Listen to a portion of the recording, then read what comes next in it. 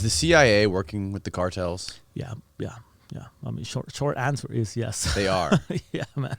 Not only the CIA, also, I guess every other agency in the U.S. or every three-lettered agency in the U.S. DEA, is CIA, yeah. FBI. Like most of those guys are collaborating with narcos, not only in Mexico but all through Latin America, man. And I mean, they're not. It's not like they're like smuggling drugs themselves, but it's like they're breaking deals. El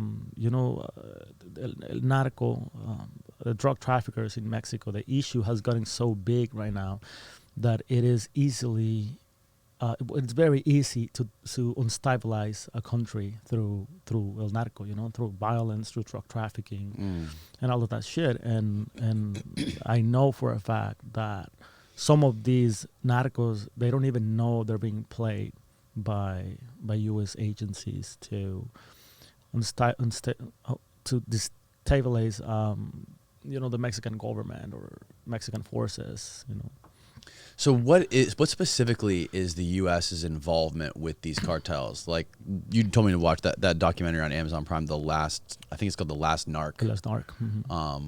Who was the guy's name? It was the Mexican DEA agent who was basically murdered by a couple drug lords, and there was a famous or a very well-known clandestine CIA agent there, Felix Rodriguez. Exactly.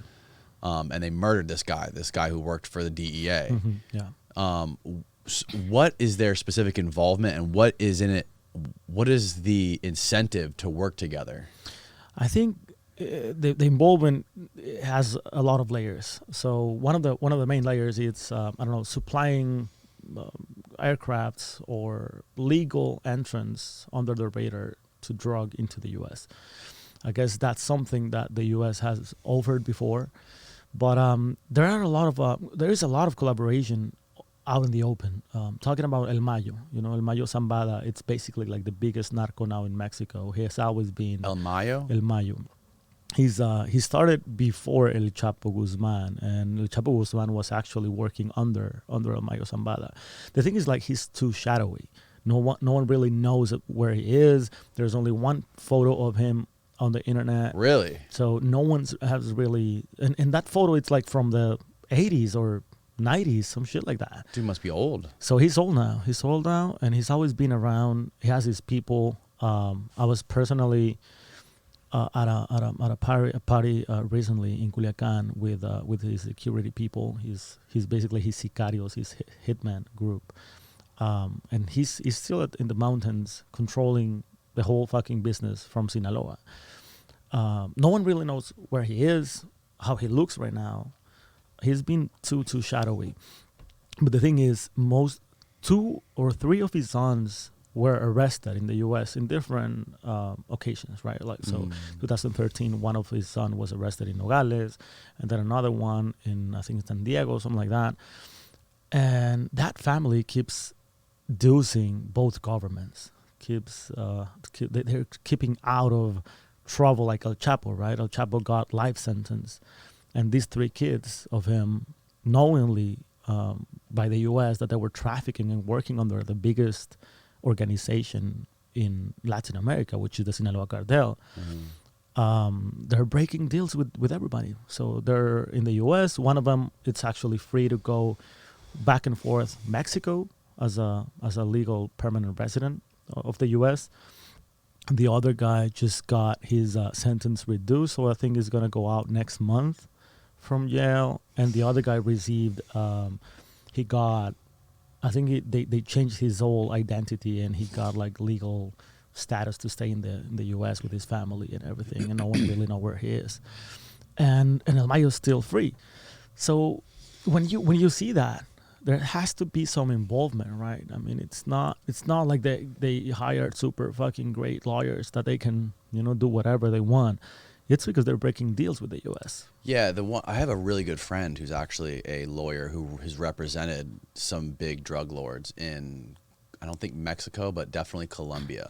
And the way he describes the whole war on drugs to me is this. He says, these guys who are hiring him to represent him, they'll fly him first class to Colombia, and they'll meet in, like, he'll be instructed to go to a lobby of a hotel and they call him up whenever they're ready. Yeah. And these guys do not get in trouble. These guys stay out of jail. They stay out of trouble completely. The guys who get in trouble are like the low level pawns, like the guys who are captaining the boats or picking up cargo or making shipments or moving shit around. Like it's the poor people who are like the foot soldiers are the ones that are getting in trouble and getting busted. Exactly. Definitely, man. And that's like, let's call it like the simplest collaboration, right? Now, talking about all the, I don't know if you know this operation called Iniciativa Merida Initiative, where it's basically the U.S. funding millions and millions of dollars to Mexican security forces so they can fight against the narcos, right? They're basically funding weapons, vehicles, airplanes, training. So, and all of that stuff is ending up working for the narcos, right? Because Mexico is so corrupt as well. And the U.S. has done nothing but just wash their hands and say, like, okay, we're just going to train you and give you a lot of money and good luck with fighting the fucking cartels. A whole fucking town was killed by an elite group that was actually trained with the U.S. Marines. And so initially they were Mexican military elite group.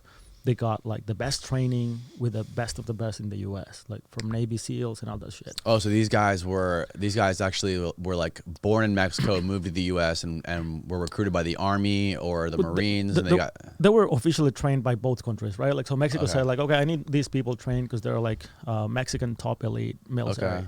So they trained them, and after training and giving them equipment and everything, they started fleeing the Mexican military and jumping and going to work with a cartel, with Los Zetas. But they still got a lot of links and contacts inside the Mexican government. So there was a time when the Zetas had a snitch inside them. So the snitch was giving information to the U.S. authorities, to the DEA specifically, about the movement of these guys, where these guys were shipping drugs from, cargoes. So they started like busting a lot of cargoes from Los Zetas, right? The thing is, the DEA called the Mexican army and said like, hey, we got a snitch on your side, and I think you should talk to him. He's a pretty good contact. He's inside Los Zetas and all that shit.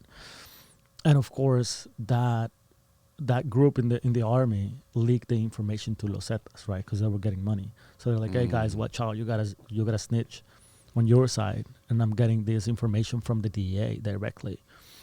And that's why you're getting a lot of drug busts. And what they did, because they didn't know who the rat was, so what they did is they killed a whole fucking town in one night, one day. We're talking about like a whole families, a whole fucking town. How many people? It was by the hundreds. Jesus. So they killed a whole fucking town. How long ago was this? I think it was in 2011 or something like 2011. Something like that. There is a Netflix show, a series called Somos. Somos, yeah, I've heard of that. Exactly, and it's about that massacre, man, and that was fucking crazy, and that's another proof of the involvement of the U.S. right, sharing information with people that is not properly vetted, right, not taking care of their informants, all that shit.